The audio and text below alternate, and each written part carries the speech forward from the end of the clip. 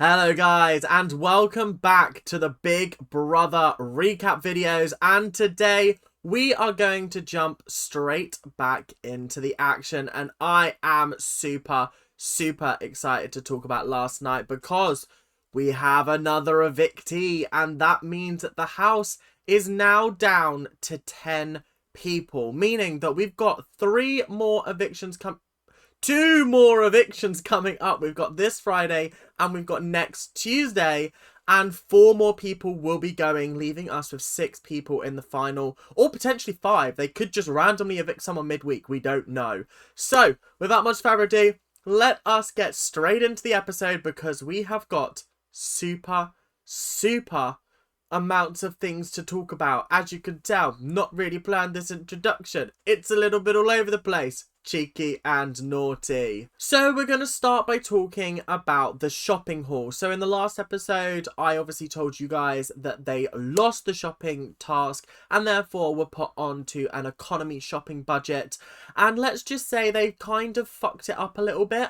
Apparently they massively underspent by like a significant amount, and it's looking like they might not have enough food to last them all for the next week, which is absolutely hysterical. Just funny at the end of the day, innit? It's just entertaining and funny. But the interesting thing came from a certain popcorn bag being the centre of some drama. I know, drama alert, guys. Call me Keemstar. But obviously, this popcorn bag caused a little bit of controversy because there wasn't any snacks in the house. And some people were wanting snacks and they saw this bag of popcorn. And Ella was like, oh, who's this bag of popcorn? I actually don't know if it was Ella, but Ella was there. Someone asked, who is this bag of popcorn belong to? And somebody said, Jojo. And they all thought, fuck it, let's eat the popcorn. Now, let's analyse this for a moment, because if I'm being 100% honest, there are 2 people to blame and 2 people who I kind of agree with their actions, I can't lie. So the 2 people that are to blame, I think, Danny, he opened the packet of popcorn. He opened it after he found out that it was Jojo's. So that was not very nice of you, Mr. Danny Beard. And secondly, you had Ella, who was greedily shoving her fists in, shoving it into her mouth and going, this tastes so much better now that I know it's Jojo's. That's just not a very nice thing to talk about. And we'll talk more about Ella in a moment, but she's not a very nice person from what I can tell. From what I've been telling from these last few episodes, it's seeming like there is definitely another side to her coming out. And then there was Angelica and Jack, who were just kind of bystanders in this whole situation. But obviously once the popcorn bag's open, obviously I'm going to have some, obviously, because otherwise Danny and Ella are just going to eat all of it and I want some popcorn. So of course I'm going to take the popcorn. I don't blame Angelica and Jack at all. They had no part in this. They didn't make any nasty comments. They just ate the popcorn. Do you know what I mean? I would have eaten the popcorn as well. So you know what? Fair and valid. Other 2, Ella and Danny, I expect better from you. There is a term that gets thrown around every single Celebrity Big Brother series. Every single Big Brother series. Are people playing games? Now, this is very different to the US and Canadian version of Big Brother, in which the entire thing is playing a game. The UK version is very much a different beast. It's not bad to play a game by any stretch. However, it's usually frowned upon. Now, I'm fine with you playing a game as long as you're being honest and open about it in the diary room. It's the kind of thing that I would be very certain that I would probably get kicked off for, because I would want to do it like that. I'm playing to win. I'm not playing for second place. Do you know what I mean? So I feel like I can't go on British Big Brother because the public would fucking hate me. But it is an interesting one because Ella is bringing up the fact that she feels like certain people in the house are playing games, are playing a huge massive game, and that's a negative. And Donna was like, well, it is a game, so therefore, like, them playing games, it doesn't matter. But then Daly chimed in. Of course he did. He only chimes in when it's got something negative to say. And he basically was like, well, it's all about how other people are perceiving it and whether people are falling for those games and things like that. I can understand where you're coming from, but equally, you've come into this house for one reason and one reason only, Ella. You wanted to get with Chris. regardless of whether you find him attractive or not. You saw this as a prime opportunity to get screen time and to get some kind of deal afterwards, even if it was just a quick ITVB show, which is actually closing down in June. But either way, you were wanting something out of this. You're now pissed off because Chris has got no interest in you and he's found a best mate in JoJo. That's what it's given. Because on the first night, you're all buddy-buddy, pally-pally. Oh, let's get our arses cleaned out together. I think that's what they were talking about. And it was just a lot of, like, rubbish. Do you know what I mean? I was just sitting there and I was like, this is kind of boring. I can't lie. You are chatting the most. But then she brings up an interesting point about Chris a little bit later, and it did start to get me thinking. Has Chris latched onto JoJo? Obviously, I feel like most of it is genuine, but in the back of my head, there is this sort of thought that is starting to develop. Has he decided to latch onto JoJo because he knows that she's the biggest star in there, and she has the biggest audience that is alien to his own? Do you know what I mean? Like, a lot of other people, like, he's not going to get the Coronation Street mums in, or the EastEnder babes. Do you know what I mean? He's not going to get those people. But JoJo Siwa has a huge fan base in America. She has a fan base in the UK, but, like, her fan base is predominantly in America. And he might be wanting to capitalise on that. That was something that she brought up. Do I think that it's as cynical and nasty and sort of vindictive as that? No, I don't think so. However, you have to be realistic and you have to think these are celebrities. They're constantly thinking about their career and how they can move forward. He made a joke in the couple of episodes ago that, like, the Pirate Challenge was the hardest day's work he's done in a while. So you've got to think that potentially there's a part of him that is wanting to hang out with JoJo and get the screen time with JoJo so that her fan base sort of brings him into the fold. He can make a break of it in America. You don't know what is happening in this house. You don't know what people's motivations are if they're not being open and honest about them. So Ella does bring up a good point. Do I think it's sour grapes? Absolutely. I think that she is a very bitter and twisted individual. However, she brings up interesting points and they can't be ignored. Speaking of playing games, we have another rule break. I know the klaxon's going off around me. I'm sure you'll be able to hear it in the edit. But interestingly, the rule break came from last night's episode. Now, I purposely didn't include it in last night's episode review or recap, purely because I thought, well, they're going to bring it up today. There's been a rule break. Let me talk about it then. Last night, obviously, JoJo and Chris were writing on each other's hands and sending secret messages. Obviously, that is against the rules. And yeah, they're just not great. Yeah, it's not great when you're breaking the rules and then you get exposed in front of people. It's gonna create more resentment towards you, especially when there's already resentment towards the fact that you guys hang out together all the time. It's gonna stir up more controversy, so I just don't think that this was the smartest way to deal with this. Like, I'm not being funny, and we're gonna talk about what they used as the cover story and then what they said, and I was a bit like, what? But essentially, Chris was like, oh, we were communicating in German and French. Ich bin ein Berliner. And it's like, oh, okay. Je m'appelle. Oh, okay. So you know, like, 2 phrases. And then the hilarious thing is that Trisha actually speaks German. So I was trying to speak to him in German. And he was just like, yeah.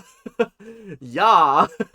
But then, after Chris has said this, JoJo then comes out and says that she was talking about her sexuality. And I was like, well, what story is this? What are we doing here? And then later on, we found out that JoJo's actually been sort of struggling with her gender identity, trying to work out what's going on. And do you know what? JoJo is such a fascinating person because she's worlds away from what I know of her on Dance Moms, and that's not much.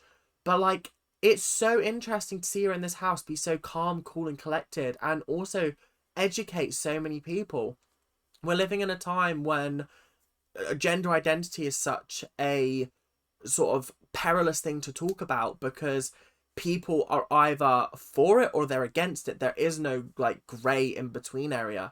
It's tough. Like, I even struggle with it sometimes. I think everybody does to an extent. Nobody understands it 100% perfect, even the ones that it affects directly. So it's such a complicated topic, and to hear her talk so eloquently and articulately about it, you'll also notice that I'm using pronouns that reflect what I knew of her before. And that's because she says that she hasn't completely decided what she is. When she does, obviously, more than happy to change. But for ease, we're just sticking with what we know for now. But I just found it entertaining and interesting to learn this extra little tidbit about her.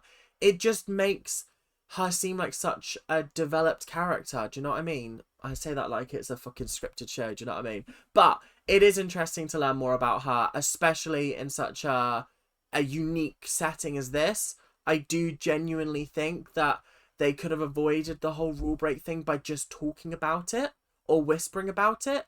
Because obviously, if you're able to talk about it with Chris via writing it on a hand, surely you could put it into words and just whisper in a corner somewhere. Do you know what I mean? I guess that she probably didn't want to have it on film because she knew that it would be used. And then when it was exposed, it was kind of like, well, I have to talk about it now. But either way, the situation could have been avoided, but I understand why the situation happened in the first place. Okay, we're going to talk about the Big Fame board game, which was the today's task. And actually, I was kind of entertained by it. It was kind of funny. There were just different people that got given different tasks, and some of them were interesting, some of them were not. I've noted down the ones that were interesting. Jojo had to make up a jingle for a toilet, which was... ew, it was gross, but it was quite funny at the same time. Then Daly was asked to hand out some different awards, and I thought actually he got a little bit catty with them, and I was like, ooh, I don't know how I feel about this. He gave Biggest Diva to Danny, he gave Biggest Name Dropper to Angelica, and I was like, really? What? That's crazy. Like, why her? If anybody, it's going to be Trisha. Trisha loves a name drop. Nelson Mandela, I mean, come on. That was fucking mental. And then she gave Trisha Biggest Flirt. Or he gave Trisha Biggest Flirt. And I was like, what? Trisha a flirt? Have we been watching the same show? Like, what's going on here? Maybe I haven't been seeing that Trisha's been secretly flirting with Daly. I mean, it would be the only interesting thing that would have happened to Daly in this entire time, because he's fucking boring and needs to go home. But anyway, it is what it is. Oh, at this rate, I reckon he's going to skate through to the fucking final, because, oh, God. Oh, this man is just dry as fuck. But anyway, Donna had to eat a chili and then say which housemate that she wanted to go home. Her eating that chili was bloody hilarious. And she said that she thinks it's going to be Patsy because she wants to go home. And I was like, okay, fair and valid. Then we had Patsy, who was... no, this was Jack's mission, actually. He chose Patsy to have a roast battle with. He did not roast her very well. But then she did it in character as Bianca. And I actually think she kind of slayed it. She kind of slayed him hands down. Do you know what I mean? And I feel like if Jack had been in character as David Platt, if they'd have given him the same piece of advice that they did to Patsy, I reckon he would have absolutely ripped her to shreds as well. I just feel like he was trying to keep it light, keep it, like, nice. And then she fucking ripped into him and he was like, fucking hell, I should have gone deeper. I should have gone to your ginger knob. But either way, it was a hilarious bit of television. Seeing Patsy whip out a Bianca impression, incredible. It's like watching magic happen on TV because I love Bianca. She's a great EastEnders character. So honestly, 10 out of 10, well done. And then last but not least, we had Chesney telling a story about how he got whipped in a sex club by a very masculine man and his wife. Fantastic. I needed to know that about Chesney, apparently. So we come to the eviction, and the evictee was, as I correctly guessed, Trisha Goddard. Unfortunately, she just wasn't going to beat the EastEnders and Coronation Street fan base. They're going to keep their respective people in until the end. It's very, very rare that they leave earlier than the final, or at least the week before the final. So obviously Trisha was the easy pick for people to go home. Very, very sad, because I feel like as much as I disagreed with her sometimes and I found her frustrating at other moments, she provided a lot of tension in the house and also helped to create and solve a lot of conflict. She was a very interesting person in that respect. However, I do feel like taking out the 3 big personalities is gonna let other people come to the forefront more. I'm seeing a lot more from Angelica. I'm seeing a lot more from Donna. I'm seeing a lot more from people that are not getting the screen time that they were. Or, no, the other way around. They're getting more screen time than they were in week 1. And it's nice to see that. And I think it's because so many big people have gone. We're still seeing fucking nothing from Daily, because I'm assuming that the editing room are like, he's given us nothing. Have you had to sit through 24 hours of Daily footage and you've got nothing to show for it? Oh my god. But anyway, that's just me being a Daily hater. Apparently, she revealed that Chesney was her butler, which was interesting. That was something that harkens back to the first episode. We had the fact that she doesn't understand Chesney's comment about her taking things personally. And I was like, okay, interesting.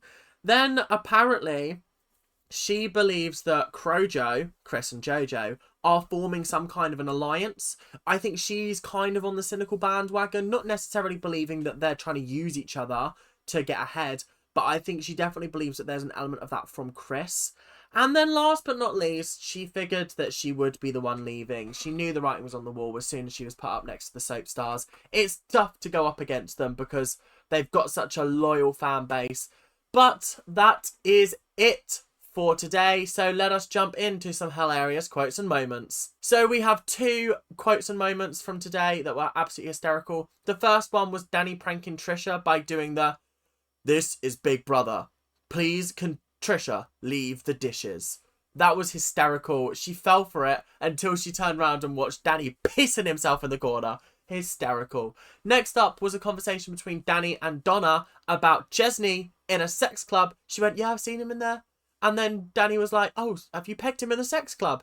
And she went, "Have I, Ek? I've not pegged anyone in a sex club. What are you talking about?" I don't know how we got to talking about pegging Chesney Hawkes in a sex club. But do you know what? I'm here for it because it was entertaining.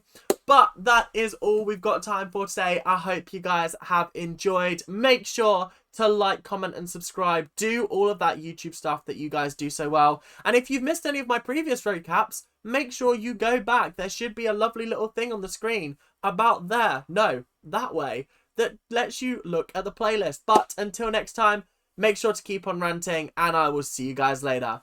Bye now. See ya.